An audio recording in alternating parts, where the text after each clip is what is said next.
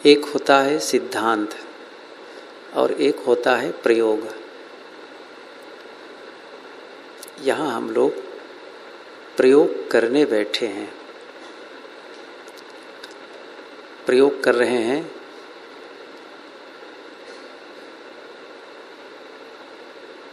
मन को देख रहे हैं कि मन कहाँ कहाँ भाग रहा है।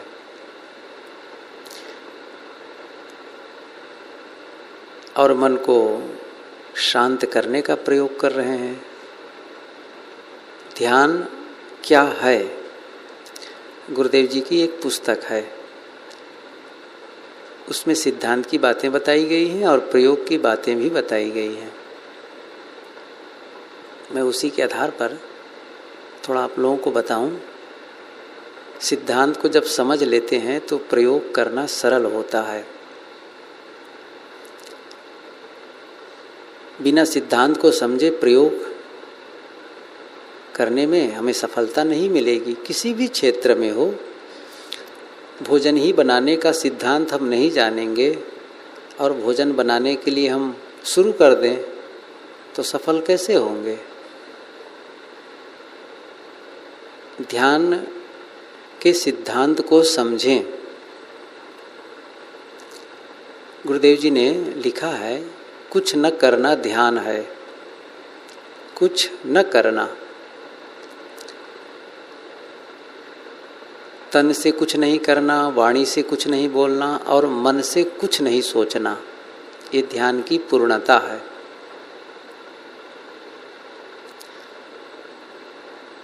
यहाँ जब हम लोग बैठते हैं तो शरीर से तो कुछ नहीं करते हैं और वाणी से भी मौन हो जाते हैं, लेकिन मन से काम करते हैं। काम करने के, हमारे करने के 3 आधार हैं, तन, वचन और मन। ये 3 हैं। 3 के आधार पर हमसे कर्म होते हैं। शरीर से कुछ करते हैं, शरीर से कुछ करते हैं, वाणी से कुछ बोलते हैं और मन से कुछ सोचते हैं। और वाणी से बोलना, शरीर से करना, यह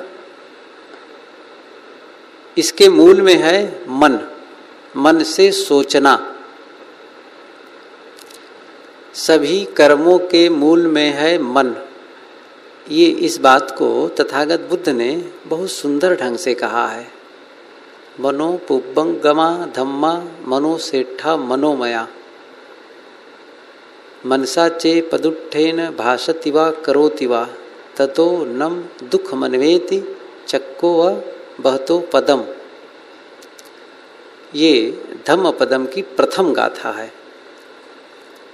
भाषतिवा करोतिवा, मन में जैसा भाव रखते हैं, आपके मन में जो है वही आप बोलते हैं, वही आप करते हैं, इससे अलग नहीं हो सकता है।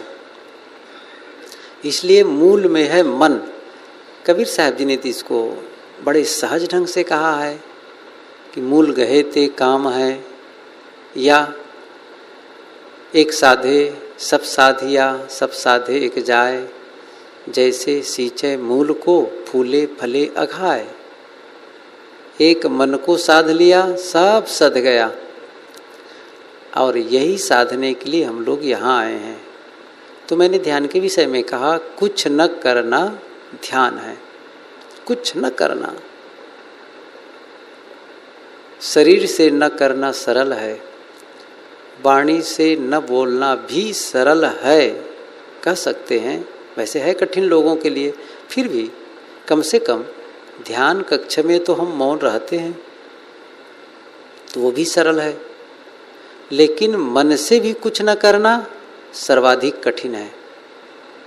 और यही काम करने आए हैं, सर्वाधिक कठिन काम।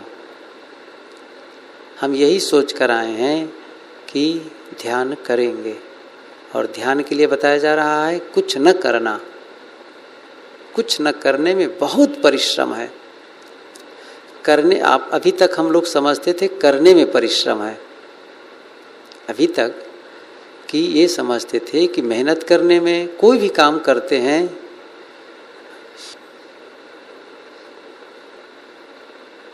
करने में कठिनाई होती है। कोई भी काम करेंगे तो हम थकेंगे, और न करने के लिए जब आते हैं तो भी थक जाते हैं, जबकि वो थकने की जगह नहीं है, वो विश्राम की जगह है। लेकिन अभ्यास उल्टा है हम लोगों का, तो करने में नहीं थकते, न करने में थकते हैं। आपको कोई काम दे दिया जाए यहाँ कि देखो ये काम करना है, इस सामान को यहाँ से वहाँ उठा करके रखना है, कर लेंगे आप सहज ढंग से। और चुपचाप बैठने के लिए कहा जा रहा है, उसमें बल्कि ज़्यादा परिश्रम पड़ रहा है। लोगों का मन होगा कि यहाँ से उठकर चल दें, कब तक बैठे रहेंगे, बैठे बैठे थक गए, तो बैठे बैठे भी थकना होता है। ये तो अनुभव अभी आप केवल 2-3 मीटिंग में ही आप अनुभव कर लिए होंगे कि बैठे बैठे भी कैसे थक जाते हैं, बड़ा कठिन है बैठे बैठे। ये मत समझना कि साधु लोग ध्यान करते हैं तो बड़े आराम में रहते हैं। कम से कम आप लोग अनुभव कर लें कि साधु ध्यान करते हैं लेकिन कितनी मेहनत करते हैं, इसको देखो। खाली बैठना कितना परिश्रम है, बहुत परिश्रम है। इसलिए आप खाली होने के लिए प्रयास करिए। लेकिन मैं एक बात कहना चाहूँगा, ये मन से भी कुछ न सोचना कठिन है, और एकाएक यह स्थिति नहीं आती है। हम सीधे बैठें और कहें कि शांत मन को, तो मन शांत नहीं होगा। वो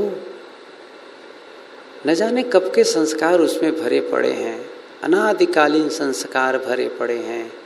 आँखों को बंद करने के बाद भी वो देखता है, सुनने की चेष्टा न करने के बाद भी वो सुनता है। इस समय बैठ करके हम कोई स्वाद नहीं लेते हैं, लेकिन मन ऐसा है जो स्वाद भी लेना जानता है। क्यों? पहले स्वाद ले चुका है, पहले देख चुका है, पहले सुन चुका है, सब संस्कार भरे हैं। उसी के आधार पर वो सारी गतिविधि अंदर चलती है। उसे विश्राम देना है, तब उसके लिए क्रम है। अचानक हम उस स्थिति में नहीं पहुंच सकते, कुछ न करने की स्थिति में नहीं पहुंच सकते। योग कर्म योग की कोटि में नहीं है, अकर्म। मोक्ष कर्म से नहीं मिलता है, अकर्म से मिलता है। जब आप कुछ नहीं करते हैं तब। कर्म करने से मोक्ष नहीं होगा, निष्कर्म से होगा, अकर्म से होगा। इसीलिए योग दर्शनकार ने जो कहा है, योगश्चित्त वृत्ति निरोधा, और सांख्य दर्शन में आया है कि ध्यानम निर्विषयम मनः, मन का निर्विषय हो जाना ध्यान है। कुछ न सोचना ध्यान है। विषय का मतलब पदार्थ। और हम सोचते हैं तो यही सब आते हैं। क्या आते हैं? आखिर आप लोग सोच ही रहे हैं, सब सोच रहे हैं, तो क्या आते हैं सोचने में? प्राणी और पदार्थ और परिस्थिति। कुछ वस्तुओं की याद आती है, कुछ प्राणियों की याद आती है, और उनसे वार्तालाप करते हैं, उनको देखते सुनते हैं, कुछ क्रियाकलाप होते रहते हैं मन में, बस वही सब होते हैं। ये सब क्या है? विषय हैं। विषयों का अभाव, ये है ध्यान। तो मैंने कहा कि ये अचानक काम नहीं होता है, कठिन है। इसको सरल करने के लिए, उस स्थिति में पहुंचने के लिए क्रिया योग, जैसा गुरुदेव जी ने कहा कि बंद आँखों में देखो, श्वास को देखो, ये सब क्रिया योग हैं। वह क्रिया जो योग में सहायक हो उसे कहते हैं क्रिया योग। तो आरंभिक साधकों के लिए क्रिया योग बहुत आवश्यक है, बहुत जरूरी है। साधना का एक सूत्र है स्थूलात् सूक्ष्मः, स्थूलात् सूक्ष्मः, स्थूल से सूक्ष्म की ओर यात्रा। मन सूक्ष्म है, आत्मा अत्यंत सूक्ष्म है, तो वहां तक पहुंचने के लिए हम स्थूल को पहले पकड़ते हैं, और सबसे स्थूल है हमारा शरीर, सबसे स्थूल है। उसके बाद उससे जरा सूक्ष्म है वाणी। तो हम पहले शरीर की ही साधना करते हैं।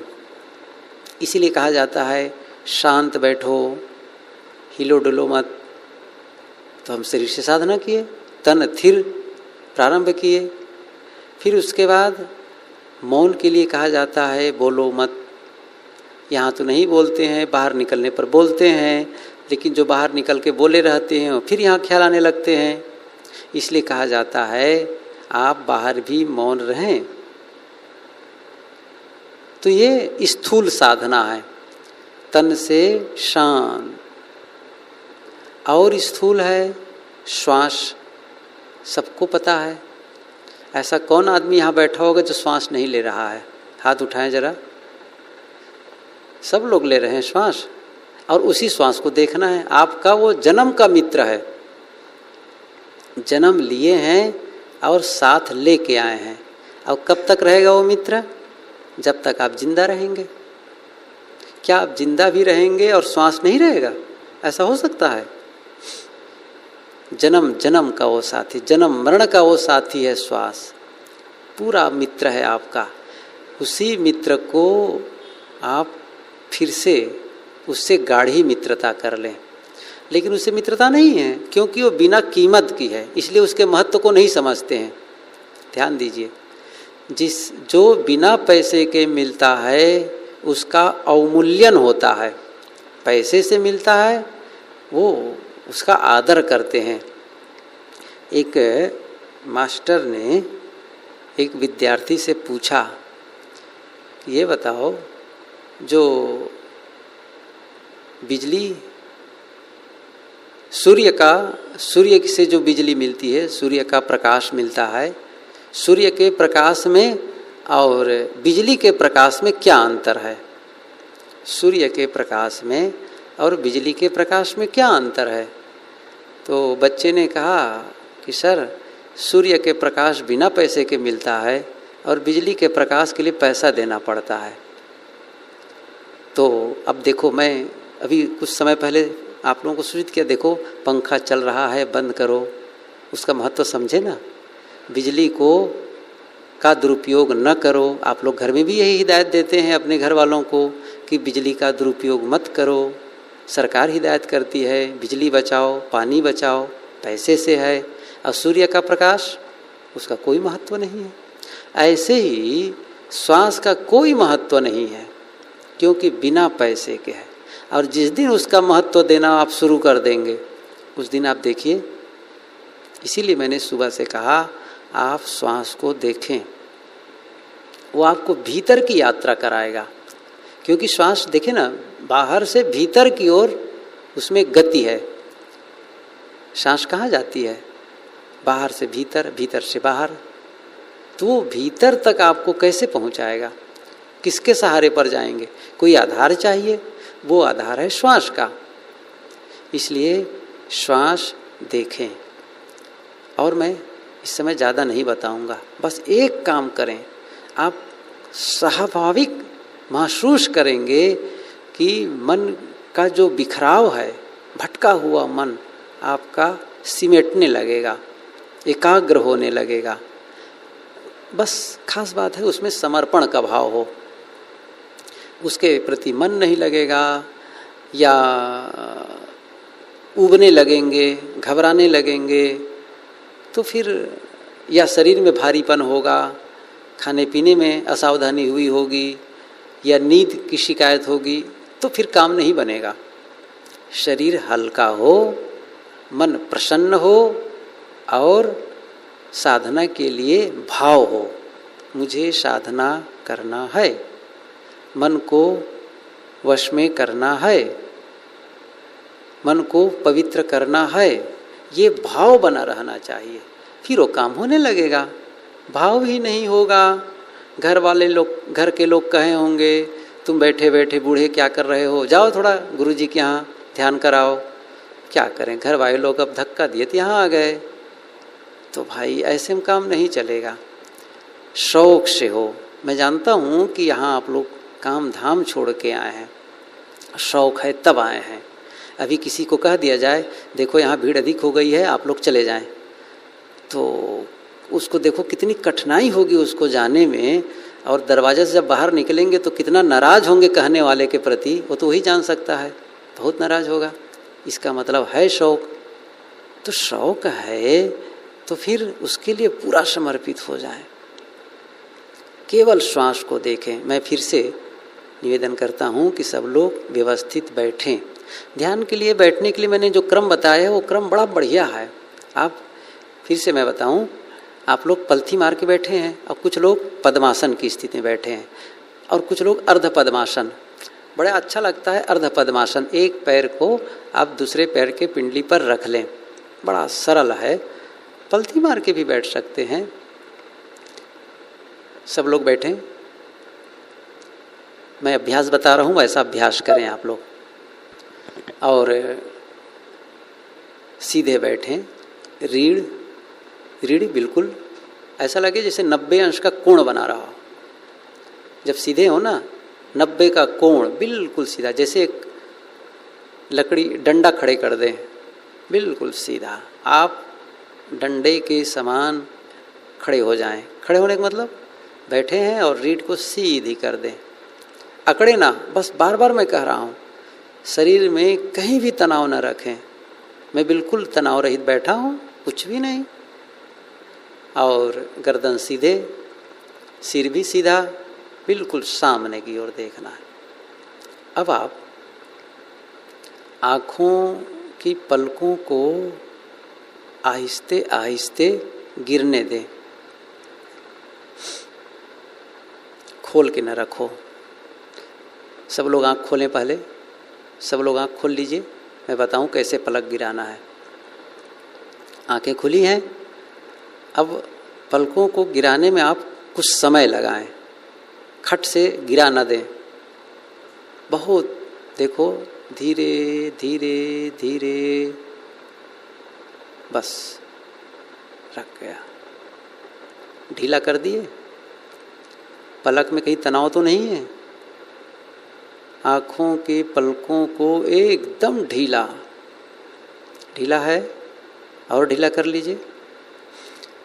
दोनों भौहों के बीच, नाक के ऊपर, दोनों आँखों के बीच, भौहों के बीच की जगह पर ध्यान केंद्रित करें और देखें वहाँ कोई सिकन तो नहीं है, वहाँ कोई सलवट तो नहीं है, कोई तनाव माथे पर, कोई तनाव। यदि आप सोचेंगे तो उसमें तनाव आएगा। आप चिंता में होंगे तो फिर आपके माथे में, मस्तक में रेखाएं उभर आएंगी। और ढीला कर दें, बिल्कुल चेहरा खिला हुआ हो, प्रसन्न मुद्रा में। हल्का सा लगे कि आप मुस्कुरा रहे हों। ऐसा ना हो कि गमगीन बैठे हों, ऐसा लगे कोई देख करके भाई ये तो मुस्कुराते हुए बैठा है, प्रसन्न। शांत। और अब सीधे बैठो, मेरी ओर मत देखो। ध्यान है अपने आप से मुलाकात करने के लिए, मेरे से मुलाकात मत करो, मुझे मत देखो। मैं कह रहा हूं उसको सुनो। और आंखें बिल्कुल नहीं खुलना है, सब शांत। अब उसके बाद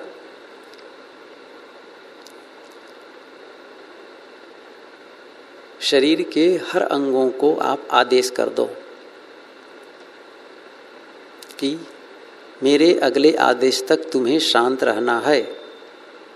मैं इस पर कभी कहूँगा फिर से, अभी ज़्यादा नहीं कहूँगा, समय हो गया है। शरीर के प्रत्येक अंगों से कह दो, पैर से कह दो, पैर तुम जहाँ हो वहीं रहो। जब हम कहेंगे तब तुम्हें वहाँ से हिलना है। हाथ से भी कह दो, ऐ हाथ तुम जहाँ हो वहीं रहो, जब हम कहेंगे तब तुम्हें हटना है। अगले आदेश की प्रतीक्षा करो, नहीं तुम शांत रहो, हमारे आदेश के बिना तुम्हें हिलना नहीं है। यह करके देखो, देखना वो चुप हो जाएगा, शांत। अब श्वास में आ जाएं, ये सब बना रहे बिल्कुल। श्वास गहरी सांस लें, थोड़ा धीरे से। और जब आप सांस लेते हैं तो आपका सीना फूल जाएगा, फेफड़े में हवा आ जाएगी, हल्की गहरी, जल्दी जल्दी नहीं, दीर्घ श्वास लेने का अभ्यास बनाएं। ये बहुत मूल्यवान है दीर्घ श्वास, स्वास्थ्य के लिए, ध्यान के लिए, दोनों के लिए। लंबी सांस, दीर्घ श्वास, धीरे धीरे सांस लें और धीरे धीरे सांस छोड़ें। और जब आप सांस ले रहे हैं तब आप सांस के साथ भीतर जाएं। सांस जब बाहर आए तो आप बाहर आएं। आपको अनुभव होना चाहिए कि श्वास ले रहा हूँ, श्वास छोड़ रहा हूँ, सांस अंदर आ रही है, बाहर जा रही है। एक भी श्वास छूटने ना पावे। आप 10 मिनट तक कम से कम ये अभ्यास करके देखें। गहरी सांस लें, बिल्कुल धीरे धीरे और धीरे धीरे से, बिल्कुल रोकना नहीं है। रोकने की बात मैं बाद में बताऊंगा। अभी केवल आप अपनी क्षमता के अनुसार श्वास को भीतर ले जाएं।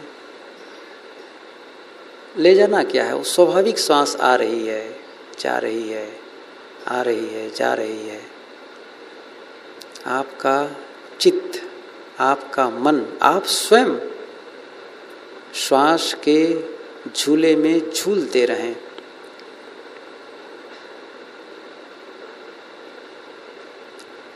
फिर ये आप कम से कम 5 मिनट तक करें, फिर बताऊंगा आगे। बिल्कुल श्वास को देखते रहें।